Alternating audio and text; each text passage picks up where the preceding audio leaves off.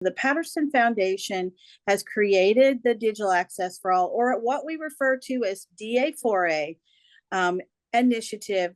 We are exploring multiple sectors that work to enhance the access of technology, because we know there are still about 10 million people in the United States and across the countries that do not have access to internet. This webinar series was really designed to provide some momentum and engagement leading up to our Suncoast Connect symposium, Innovating and Thriving in the Digital Age.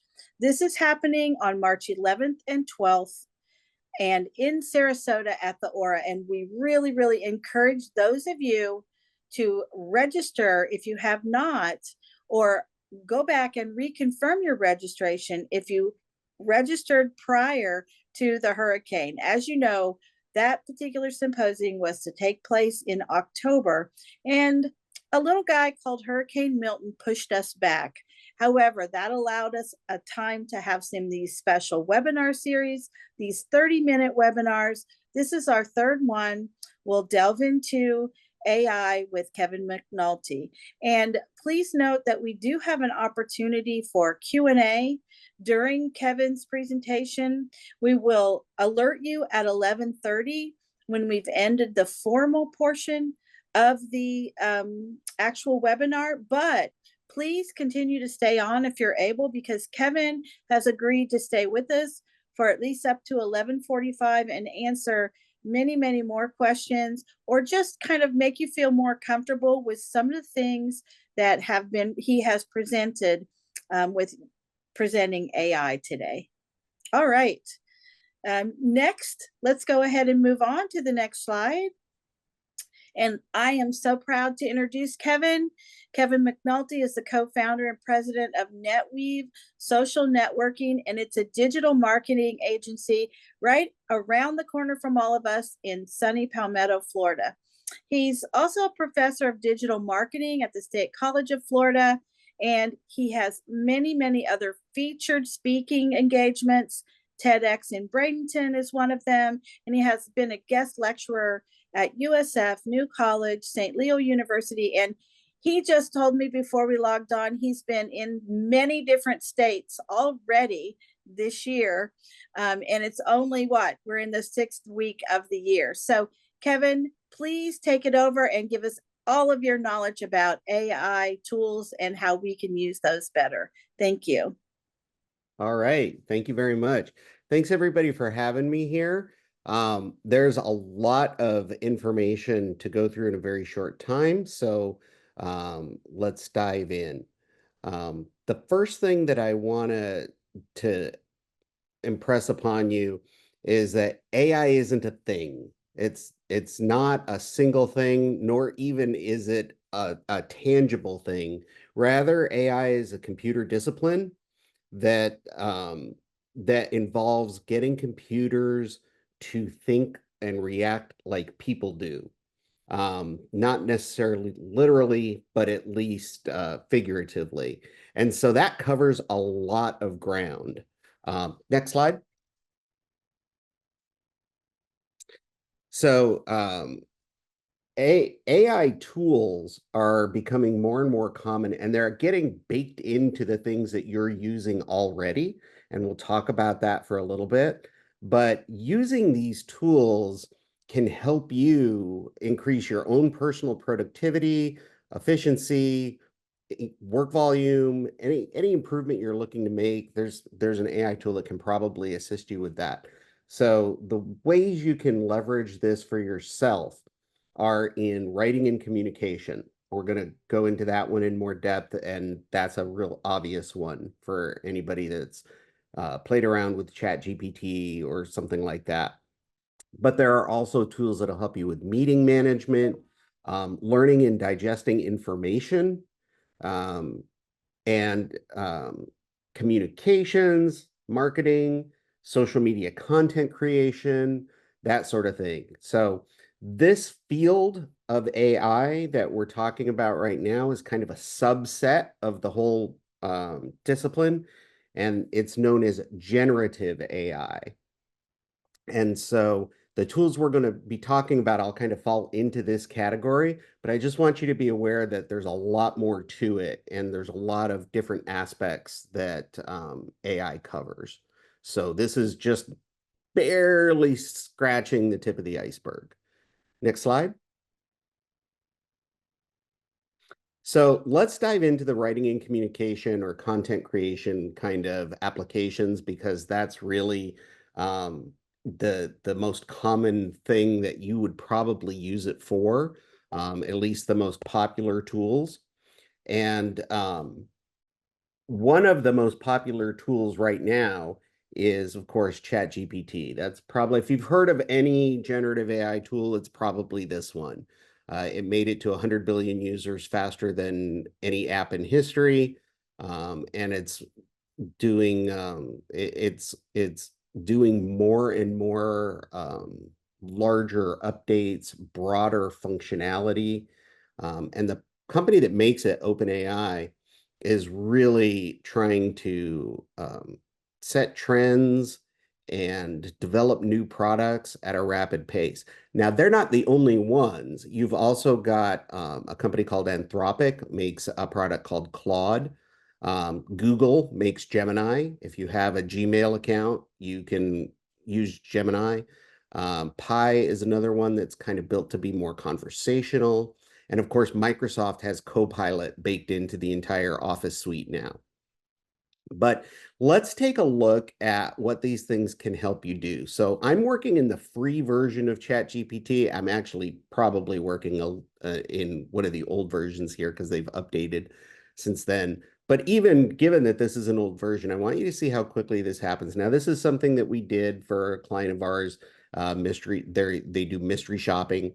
And so we asked ChatGPT to just write a one-paragraph ad for a mystery shopper position. That's literally all I asked for. I provided it with no information whatsoever about what mystery shopping is, or I did not specify that by position I meant a job description. It's simply the sentence you see at the bottom of the frame there. So we're going to click through now, and you're going to see a screen recording in real time of how quickly I got that response. There you go. So in literally seconds, I had the paragraph. Now, I will tell you, I very rarely will use the output as is from ChatGPT. I will often edit. ChatGPT in particular has a fondness for adverbs I can't quite wrap my head around. But it gets a little verbose sometimes. But look at it this way. It's doing all of the heavy lifting. So if it can turn half an hour of writing into a couple minutes of editing, how much time does that give me back in my day? An incredible amount. And like I said, it happens so quick. There is a free version for ChatGPT. If you have, like I said, if you have a Gmail account, which are free, you can use Gemini. So I want you to get a comfort level in playing around with these tools. It's all about the prompt. It's that sentence I put in down at the bottom where I asked for the output, that really makes a difference. So try a prompt, see what output you get, then change your prompt slightly and see how it changes the output. Because you'll find that the more you use these tools, the more uses you will find for them. But it's that getting that comfort level in writing prompts that you just need to experience it to get there. So next slide. There we go. So meeting management. So you probably already know the tool we're on now. Zoom has an AI note taker, right? And it takes pretty good notes. Again, I always review to check because AI gets things wrong. It's best to think of AI as, I don't want you to think of it as a person because it falls short in very significant ways from that characterization. But if you think of it more like an employee than a computer, it's not going to be flawless. It's going to make mistakes, right? And so you do need to check the work. But a lot of people don't even realize just the functionality that is available. So let's say we weren't on Zoom. Let's say we got dragged into a physical meeting and all we had was a notepad and we took some notes by hand. But we're in charge of distributing the meeting notes to all the folks in the team. And I don't want to sit there and type in my handwritten notes. So if you see down at the bottom there, that kind of greenish box down there, that's actually a photograph of handwritten notes. And I can upload that to ChatGPT and say, can you take my handwritten notes from this meeting and turn them into a meeting summary for me? And go ahead and click and see how fast this happens.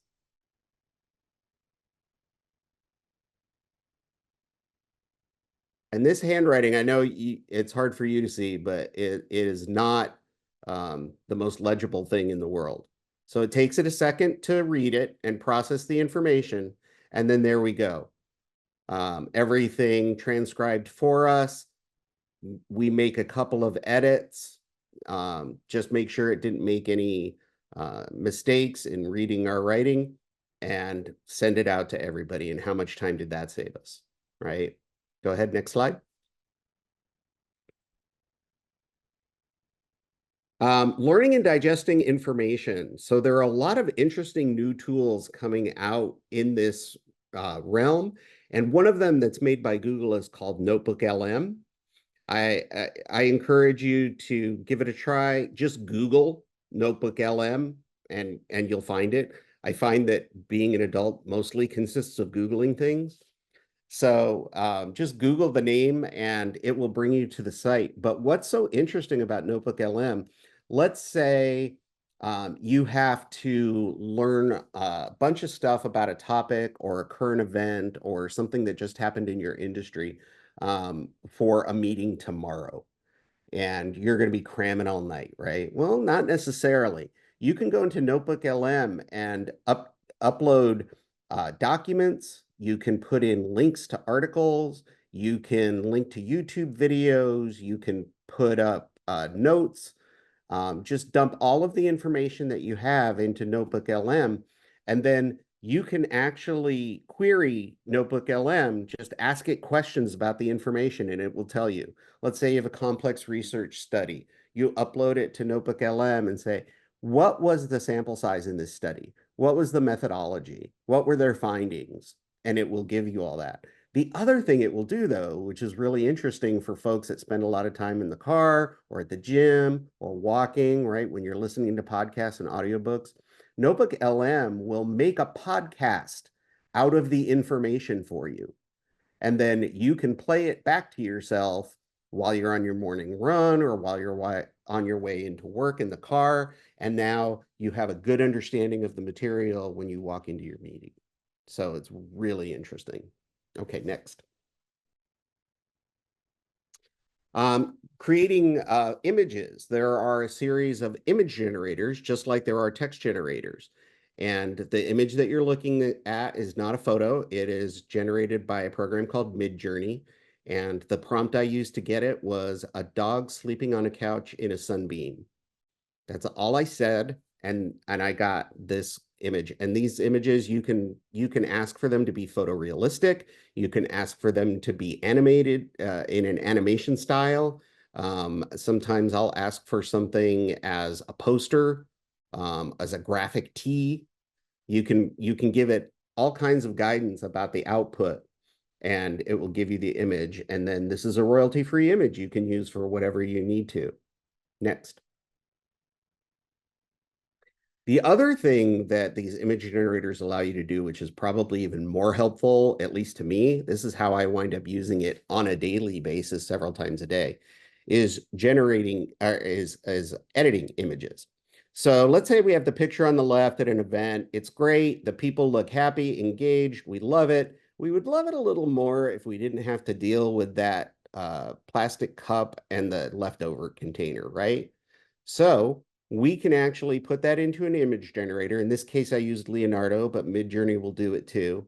And I can erase that cup and a leftover container and ask it to generate just the background. Click. Voila. We don't have to worry about it anymore. I use this all the time. We have aviation clients. We get a lot of air show pictures. We'll have the most beautiful picture of an airplane with a big, ugly orange traffic cone sitting in front of it. Super easy to get rid of it now. This is actually built into Photoshop now. If you're a Photoshop user, it's called generative fill. All you have to do is erase what you don't want and use generative fill to replace it with what you do want. And it's a great tool if you do a lot of image editing. Next. So here are some examples. There are literally thousands of these tools now, but here's some examples that you can check out for yourself: image generators, text generators, audio, video. There are video editors. You can upload 15 minutes of B-roll you shot at your event and ask it to make you an Instagram reel, and it will pick 1 minute of highlights. And it does a really good job at picking the highlights, amazingly enough. Code generators, if you do coding. But that one at the bottom there, Future Tools IO, is a website. And it's just a guy that keeps tabs on all these tools that are coming out, and he categorizes them for you. He'll tell you which ones he's vetted, which ones he hasn't. But it's a great resource if you're just trying to keep up with the pace of change in this, because he keeps it pretty up to date. And he also does a series of videos every week that talks about the latest in AI news. And I'll tell you, this is my bread and butter. I live, eat, and breathe it. I do it all week long, and I still have a problem keeping up. That's just how fast all of this is coming out. Next. So what are the challenges and limitations with this stuff? There are several. So next. So one thing I told you before, it makes mistakes. It will actually just make stuff up sometimes. In the industry, we call it hallucinating. And so sometimes the output that you're getting is seriously flawed. So you still have to be the expert in the room, and you have to always fact check the output. I'll often ask in my prompt, cite your sources, and then go check the sources, because sometimes it'll make up sources too.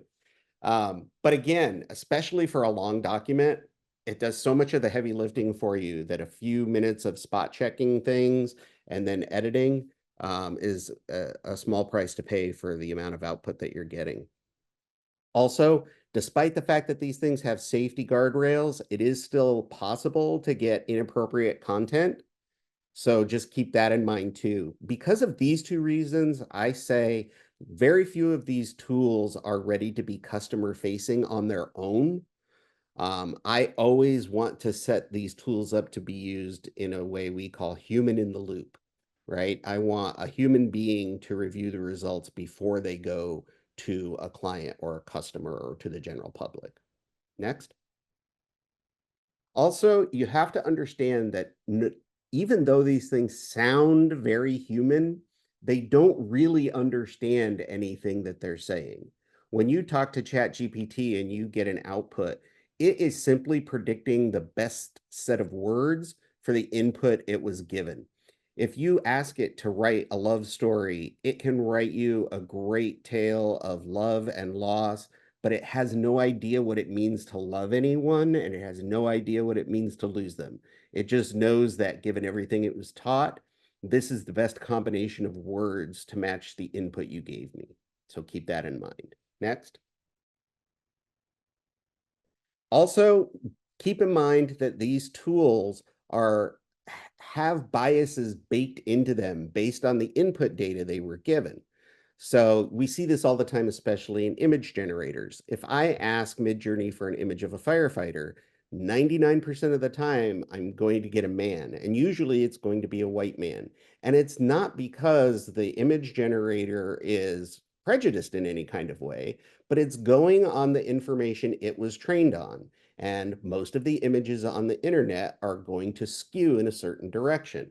So most of the things in North America are going to skew white, they're going to skew male, and those biases get baked into these models just by virtue of the fact that they don't have a lot of alternative training data. if you want a picture of a female firefighter, you can specifically put it into your prompt and you'll get it, right? But you just need to be aware that these biases exist especially when you're trying to get a specific result. So it's just like people, we have our own biases baked in. And that's not necessarily a bad thing as long as we're aware of them and working through them. And it's the same with these tools. Just be aware that they exist and work through that. Next. The other thing that's interesting in this field, and I don't have a lot of time to dive into it, but we don't fully understand how these machines learn.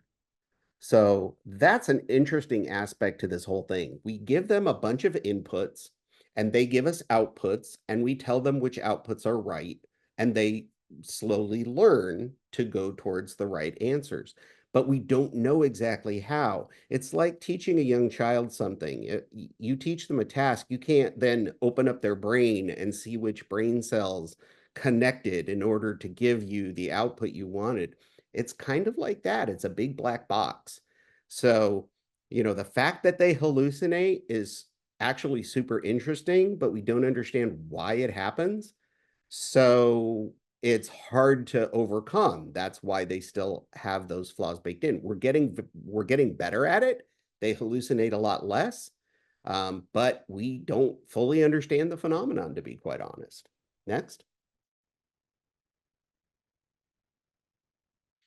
The other thing you want to be aware of is that when you are doing queries with an AI, if you're using their website, you are sending information to their server. And in the terms of service, they generally state that they then can use that information for future training. So you don't want to be sending anything that would be proprietary or confidential, anything like that. So you want to be aware of data security. You may have heard in the news recently, in just the last couple of weeks, of a new model out of China called DeepSeek that supposedly was trained for a lot less resources than these models typically take, and performs just as well, if not better, in some aspects than the big ones like ChatGPT or Claude. But even though this is open source that anybody can install on their own machine, it is a Chinese business. And one of the things about doing business in China is that you, by default, have to agree that if the Chinese government wants anything from you, including all of your data, you have to give it to them.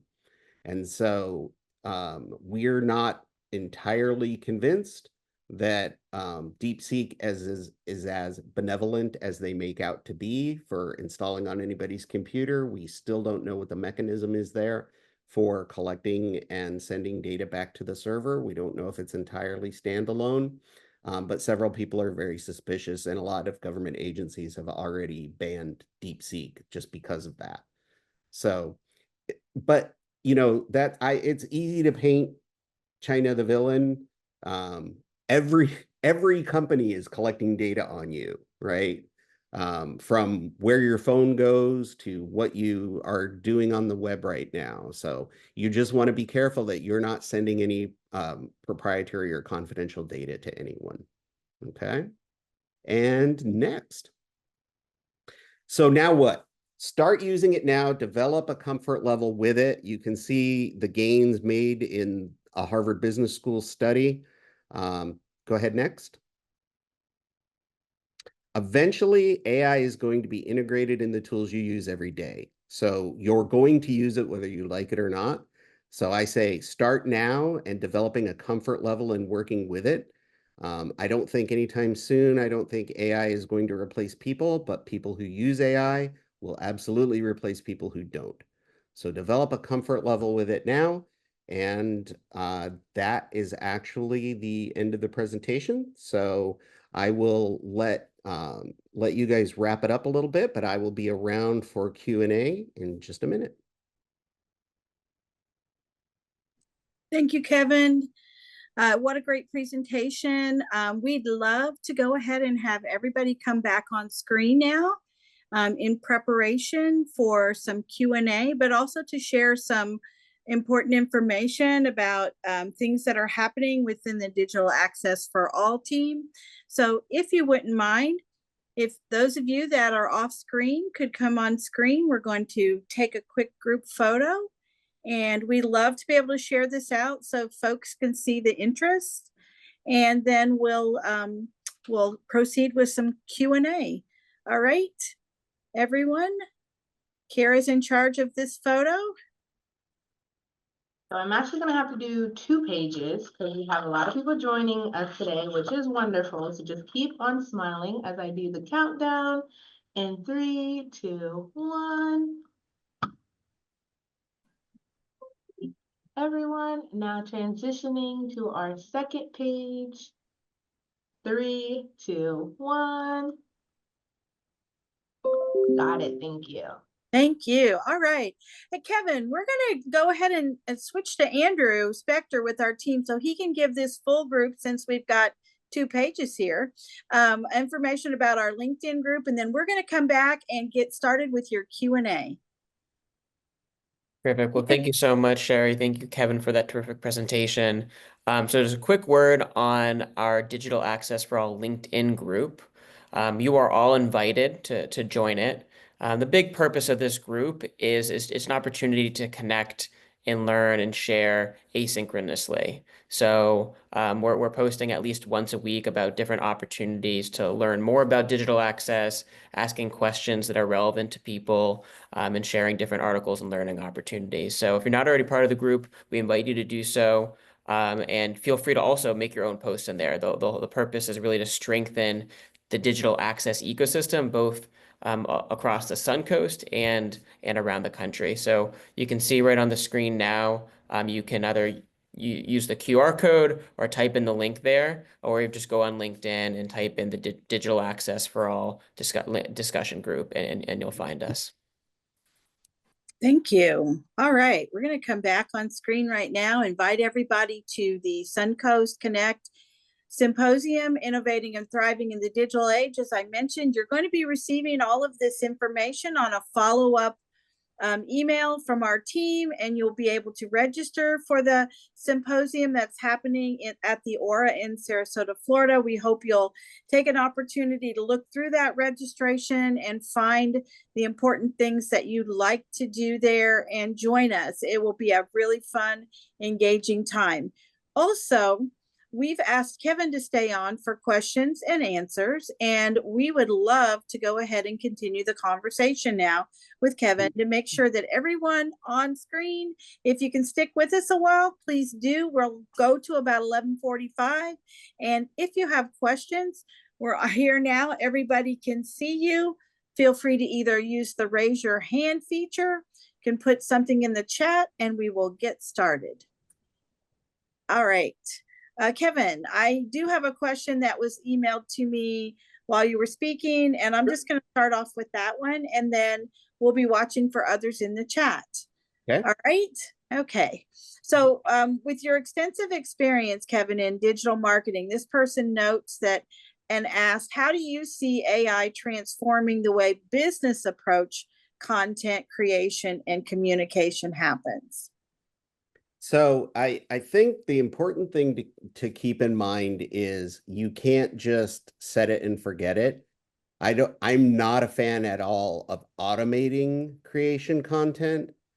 I'm a big fan of automation helping people create content, but I think you still need to have the human in the loop, as I said before.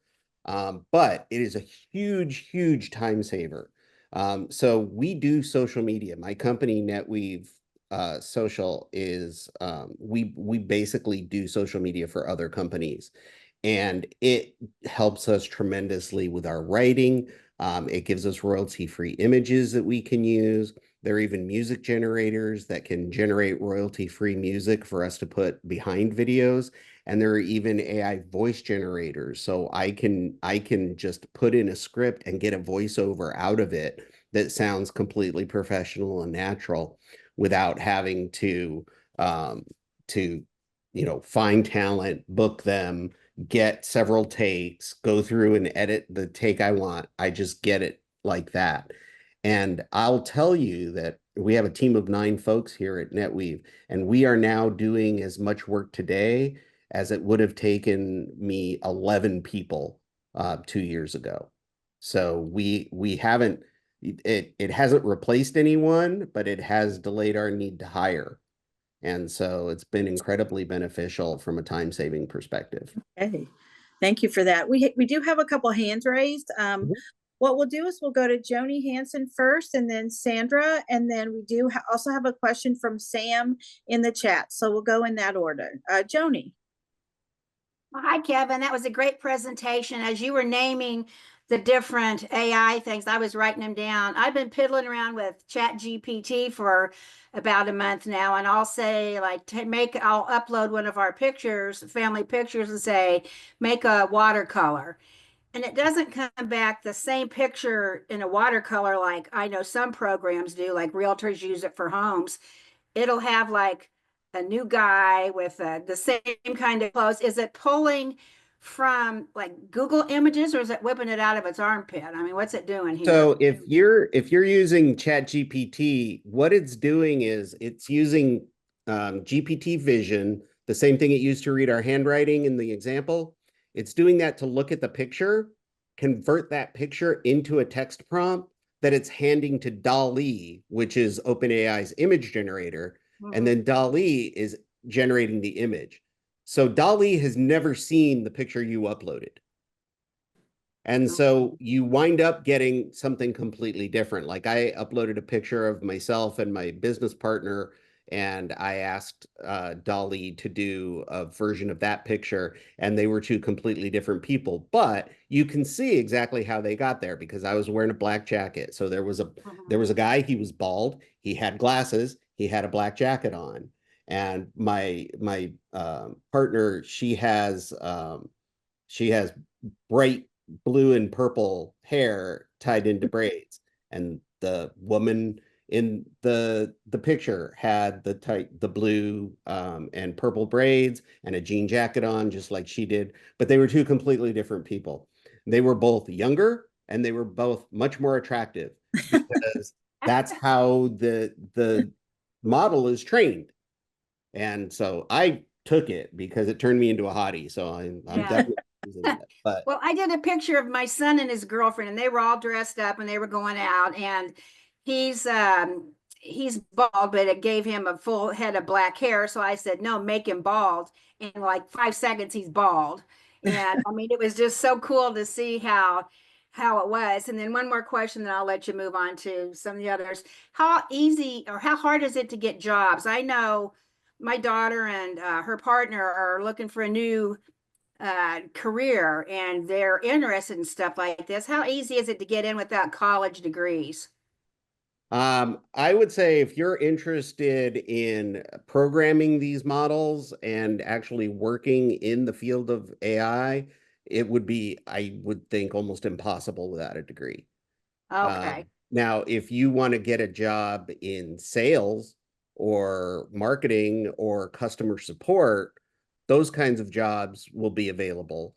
But in actually working in artificial intelligence, you're almost guaranteed need to have a degree, and probably an advanced degree at that. Oh, okay. Okay, thank you. Thank you, Joni. We're going to go to Sandra, then Samantha, and then to Lois. Hi, Kevin. Amazing presentation. Great Thank you. stuff. Really enjoyed it. My question was basically along the same lines as what Joni just asked. When we saw that image of the dog sleeping on the couch earlier, you say that was not based on pictures, but it had to have some sort of prior data of pictures to be able to create that from something. I mean, if it wasn't generated from pictures. So it's trained on a huge database of images. So the image generator actually goes through a couple steps of training, because first it has to learn English. And so if you want it to generate a picture of an astronaut on a horse, riding a horse on the beach, it has to learn what an astronaut is, what a horse is, what a beach is, what riding is, right? And then it also needs pictures of lots of different astronauts and lots of different horses and lots of different beaches so it can learn what those things look like. But then when you ask for the image, it doesn't pick out of what it had and put it together. It generates completely from scratch a new image based on what it now knows from its training. So that dog never existed. Nope. Unbelievable. Yep. And if you notice too in the image, there's even a little blue glint on the end of his nose. That's an artifact that you get when you take a picture through a piece of glass lens. That doesn't exist on the dog, but it knows because I said I wanted a photo. It knew to add that. Wow. Thank you. Amazing. Thank you, David. All right. Next is Samantha. Oh, hello. I put my question in the chat, but my question was, so you have all of this copywriting and imagery that's trained based on other pre-existing copywriting and imagery that already exists online. And I hear that in most cases, that doesn't have explicit consent from the people who wrote or posted those images to be trained on that. So my question is about, I guess what your opinion is on using especially images that have been created by AI in commercial use and copyright behind that. So here's the way I look at it, and I understand the argument on both sides, and I don't think we as a society have all agreed on which side we want to land on. But here's the thing. Now I paint for fun, right? If I study all of an artist's work, and I decide to do my own original painting, but in that style, that's not copyright infringement. We've established that in court for decades, right?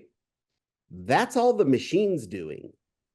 The problem is we've never dealt with this kind of scale before because the machine can learn all the artists and can replicate all the styles. And that scares us because we've never had to deal with scale like that before. But if you look at it on an individual picture by picture basis, that's all it's really doing. So is that cool? We don't know, right? There are people on both sides of that argument, and I don't know where it lands. But this is the AI's original work.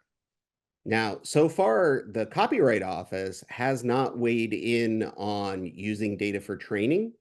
They have weighed in that said if all you did was enter a prompt and got an image, that image is not copyrightable because copyright is designed to protect human creativity.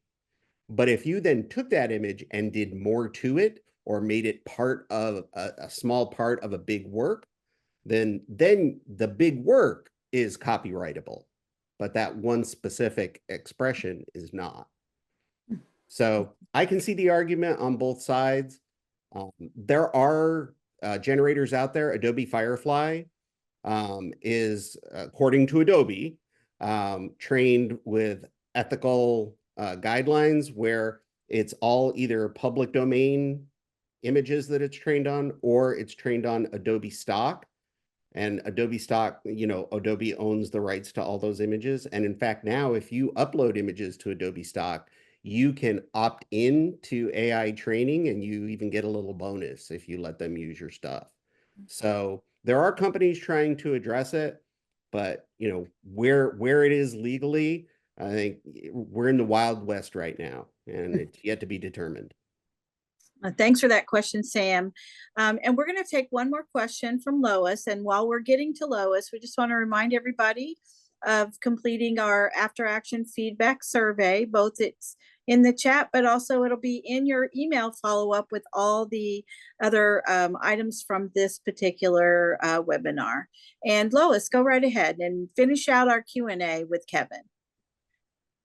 Okay, first I may have to relocate depending on the flight pattern here. I am in some sort of flight pattern. I'm outside. I I have two questions. First one, if we originally signed up for the first symposium, do we have to do anything or are we automatically moved over to the Lois, if you signed up, we will reach back out to you to confirm your registration and make sure that everything is right. And we look forward to seeing you there. Thank you for that question. And next one is, this is kind of a fun story, but I think everybody will enjoy it. When we first started training AI, we had set up in all the malls the little, or actually it was a large TV, and we had people using facial expressions for each emotion. And that was for the public facing side of training. On the employee side, we had each employee look in basically the camera and do different things. And if one employee would do it too much, it would create a bias. So if it wasn't evenly trained, and how I want to explain that is, we had trouble between the Black race always saying that no matter who the Black person was looking in the camera was always Joe. And we had to figure out why. Why does it think every Black person is Joe? And it's because Joe was having a ball at work and doing 40% more activity with the training program than anybody else. So it thought everybody was Joe. And that was a fun part. And then when it came to training it on pictures of animals, it would not distinguish between a wolf, a fox, and a dog. Everything was a wolf, whether it was a dog or a fox or a dog, or everything was a wolf. So there are tricks, it was fun, and it still is a lot of fun. I know right now I'm having fun with Meta's AI generator and Facebook, but it is fun. I mean, just as long as we're all developing with genuine purposes and it's a lot of fun. I'm looking forward to it. Thank you. Thanks for generating that information. Kevin, you want to close us out on the Q&A and just some things that we want to watch for going forward? Sure. So if you pay attention to this world, you'll see that the next big thing is autonomous agents. So AIs that can actually go accomplish tasks for you. Right now, it takes longer to get the AI to do it right than it would have taken for you to go do it yourself, but that's in its early stages. So keep an eye on that. And there are new things coming out on a daily basis. I would recommend, if you're interested in this stuff, there are several different YouTube channels that have weekly updates. Subscribe to whoever you like. And keep in mind with this stuff that AI is just a tool. You can use a hammer to build beautiful things, and you can use a hammer to destroy them. And there are a lot of nefarious uses to AI. There's scammers are already using it. And so AI is neither good nor bad. It just is. And whether it winds up being a help or a hindrance to us is up to us. Fantastic. Thank you so much. And Kevin's kicked off this thought process about AI amongst all of you. I can tell you're thinking about it and how you might try to delve into using it. But again, at our symposium on March 12th, March 11th and 12th, there are many different breakout sessions about some of the things that Kevin mentioned, especially things that are happening behind the scenes in AI. So we invite you to register or reconfirm. And Kevin, thank you so much. It's been very informative, and we know we're going to be seeing you again in the future for some more in-depth discussion about how we can use AI tools on our own.